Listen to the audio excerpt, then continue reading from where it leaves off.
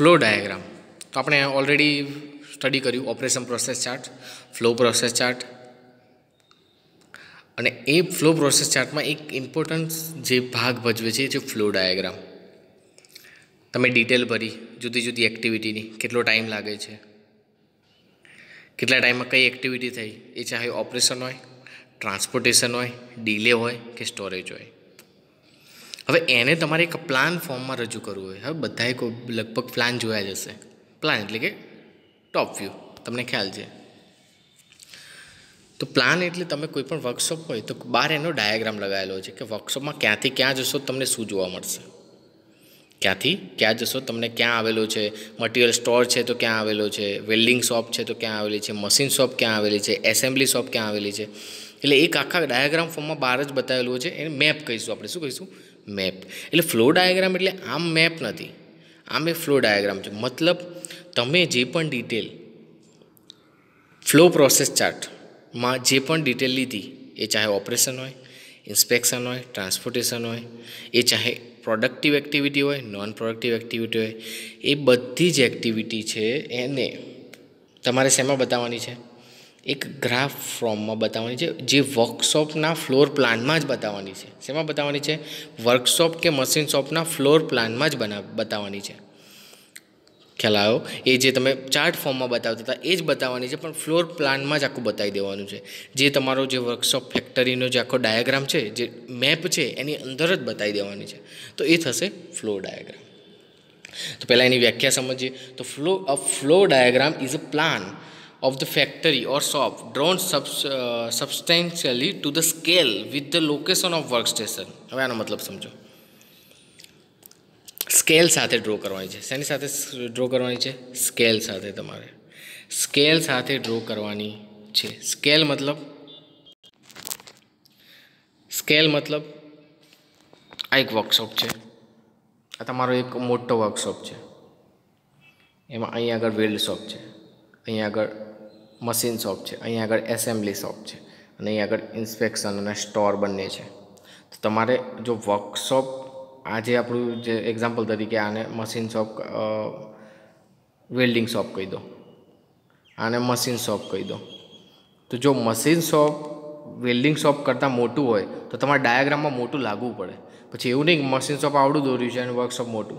એટલે સ્કેલ પ્રમાણે, જે તમે બીડીમાં ઓલરેડી ભણી ગયા છો કે સ્કેલ શું છે. સ્કેલ એટલે જે જેટલું હોય એટલું જ રાખવાનું, એના સ્કેલના પ્રમાણમાં. ખ્યાલ આવે છે? એટલે a flow diagram is a plan of the factory or shop drawn in to a scale with location of work station. Location બી જોવાનું, આગળ પાછું નહીં કરી દેવાનું.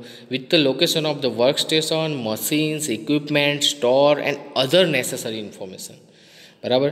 એની સાથે તમારે જ્યારે ફ્લો ઇન્ડિકેટ કરશો તો એને શું કહેવાય? Flow diagram. ફરીથી એકવાર, a flow diagram is a plan of the factory or shop drawn into a specific scale with locations of workstations, machines, equipments, stores and other necessary information on which flow of material or man indicate. કે માણસનો કે મટીરિયલનો flow indicate કરવામાં આવે છે. ગુજરાતીમાં કહીએ તો flow diagram workshop કે મશીન શોપ સહિત કારખાનાનો એવો ફ્લોર પ્લાન છે જેમાં વર્કસ્ટેશન, મશીનો, ઇક્વિપમેન્ટ, સ્ટોર અને અન્ય જરૂરી માહિતી દર્શાવેલી હોય છે. અને આ પ્રક્રિયા દરમિયાન મટીરિયલ અને વ્યક્તિ ક્યાંથી ક્યાં જાય છે એનો માર્ગ દર્શાવતો જે ડાયાગ્રામ છે એને શું કહેવાય? Flow diagram. ખ્યાલ આવ્યો? એટલે ફ્લો ડાયાગ્રામ એટલે ફ્લો ચાર્ટ, જે તમે ફ્લો ચાર્ટ દ્વારા જે માહિતી મેળવી એને ફ્લોર પ્લાનના ડાયાગ્રામ ફોર્મમાં રજૂ કરવાની છે. એને શું કહીશું? Flow diagram. એટલે flow process chart only show the sequence of the various activity. એ ખાલી એની સિક્વન્સ બતાવશે, પહેલાં આ કર્યું, પહેલાં પણ નેસેસરી પરફોર્મ વર્ક છે એ પણ બતાવશે. It does not show clearly the path of the movement of the man material from one place to another place. એ કમ્પ્લીટલી એની મૂવમેન્ટ ક્યાંથી ક્યાં થાય છે વર્કશોપમાં એ બતાવશે નહીં. એ ખાલી તમને સિક્વન્સ આપી દેશે કે પહેલી આ પ્રોસેસ થઈ આટલો ટાઈમ લાગ્યો, બીજી આ પ્રોસેસ થઈ આટલો ટાઈમ લાગ્યો, પણ ક્યાંથી ક્યાં ગયું એ તમારા ફ્લોર પ્લાનમાં જોઈ શકાય છે. એટલે the path of movement of between man and material to location. બરાબર છે? મેન અને મટીરિયલનું બે લોકેશન વચ્ચેનું જે ડિસ્ટન્સ છે અથવા જે મૂવમેન્ટ છે એ તમે શેમાં બતાવી શકો? ફ્લોર પ્લાનમાં બતાવી શકો છો. ખ્યાલ આવે છે? એટલે પથ જે છે એ જાણી શકાય છે ફ્લો ડાયાગ્રામમાં. A flow diagram is use to supplement the flow process chart, એટલે કે એનું એક સપ્લિમેન્ટ છે, એક ફાઇનલ જે તમને રજૂ કરે છે ફ્લો ડાયાગ્રામમાં, બરાબર છે. It is a plan of work area drone with a suitable scale, એક સ્યુટેબલ સ્કેલથી ડ્રો કરવામાં આવે છે, તમે પહેલાં જ કીધું એ. એટલે ફ્લો ડાયાગ્રામ શું કરે છે કે પથની એવી મૂવમેન્ટ છે, flow diagram shows the path of movements. In the path of movements there are often undesirable features such as congestions, backtracking, unnecessary long movement હોય. To record this unnecessary feature, representation of the working area in the form of flow diagram. મતલબ એના પછી તમે બધી અનનેસેસરી long movement છે. હવે ચાલો એક એક્ઝામ્પલ આપું છું, મસ્ત અહીં ધ્યાન આપજો. એક વર્કશોપ છે, આ એક તમારો વર્કશોપનો ફ્લોર પ્લાન છે. અહીં આગળ લેથ છે, અહીં આગળ ડ્રિલિંગ છે, અહીં આગળ મિલિંગ છે, અને અહીં આગળ એસેમ્બલી હોલ છે.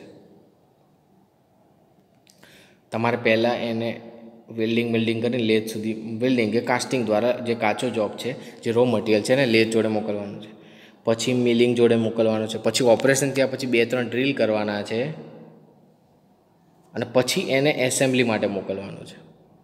તો અહીંયા આ જે મૂવમેન્ટ થઈ એ કેવી છે? આના કરતાં વધારે છે. કેવી છે? વધારે છે. એટલે જો તમે મૂવમેન્ટ આ જે મિલિંગ ઓપરેશન છે એને અહીં લાવી દો અને આ ડ્રિલિંગને અહીં લઈ જાઓ. ઇન શોર્ટ, હવે નવામાં તમે શું કરો છો? લેથ અહીંયા છે, મિલિંગ અહીંયા લાવી દો છો, ડ્રિલિંગ અહીં લઈ જાઓ છો, અને એસેમ્બલી.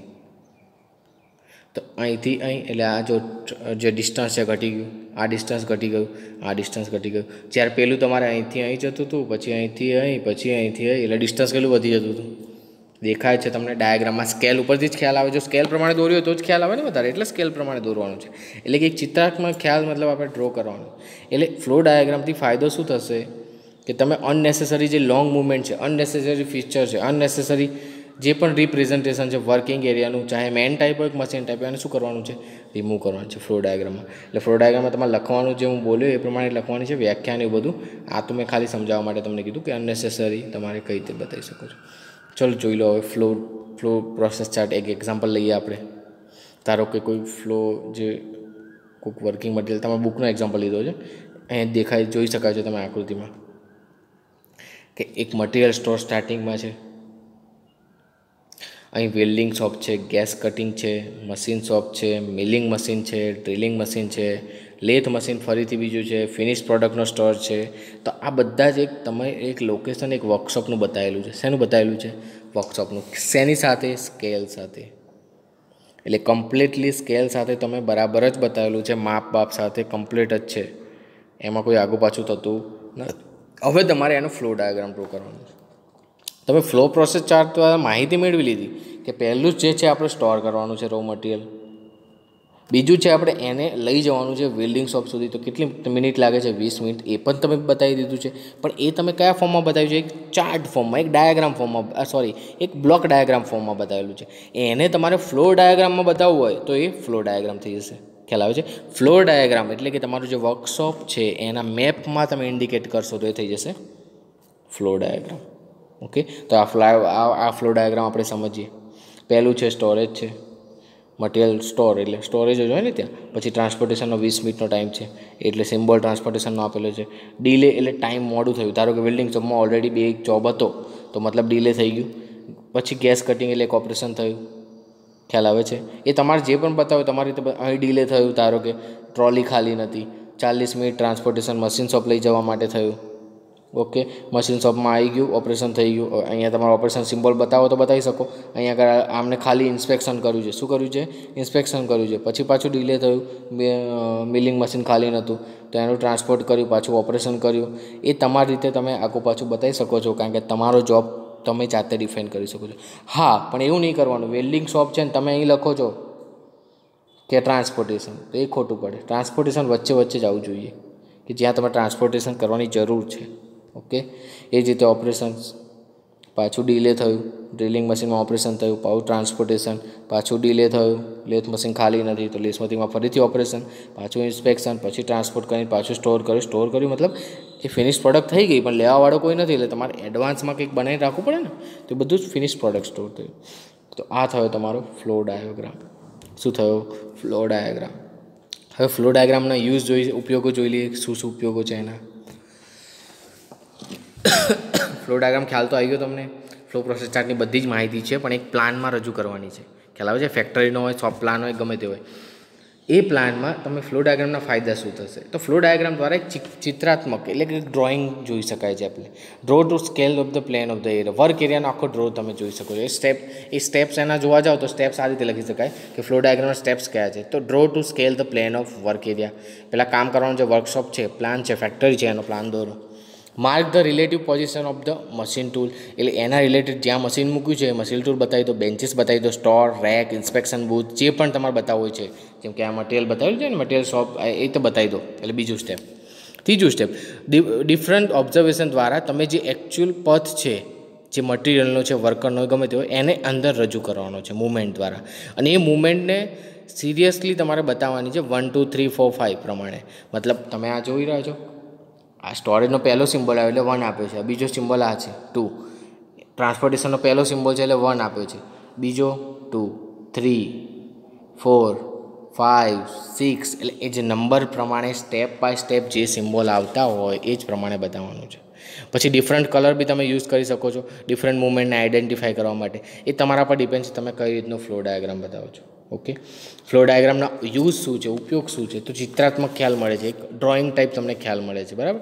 એક ડાયાગ્રામિકલ વિઝ્યુઅલાઇઝેશન આપે છે આપણી પ્રોસેસનું આખું. ફ્લો પ્રોસેસ ચાર્ટનું જે ફ્લો પ્રોસેસ ચાર્ટમાં તમે રીડિંગ તો લઈ લીધા, બધું લઈ લીધું કે આમાં આટલો ટાઈમ લાગે, આમાં આટલો ટાઈમ લાગે, રેકોર્ડ કરી લીધું. પછી એને પ્રોપર બતાવવું હોય, તમારે વિઝ્યુઅલાઇઝ કરવું હોય, તો એના માટે આ ડાયાગ્રામ યુઝફુલ છે. ઉત્પાદન દરમિયાન કયા વર્ક સ્ટેશનને માલ મટીરિયલનો વધારે ભરાવ થાય છે, મતલબ ક્યાં ડિલે થાય છે, ક્યાં વધારે માલ જોઈએ છે, ક્યાં વધારે ટાઈમ વધારે કન્ઝ્યુમ થાય છે, એ તમે ખ્યાલ મેળવી શકો છો. એટલે કઈ જગ્યાએ ક્યાં કઈ રીતે ગોઠવવું, on which work station more accumulation or unfinished product જે છે, મટીરિયલ છે, ઇઝ ફેસ ડ્યુરિંગ પ્રોડક્શન, એના ક્યાં સુધી વધારે ફેસ કરવો પડે છે, શુડ બી અરેન્જ, એને પ્રોપર અરેન્જ કરશું. Flow diagram use to know whether the material flow is forward direction or it's backtracking is happening, મતલબ ક્યાંથી ક્યાં આગું પાછું થાય છે.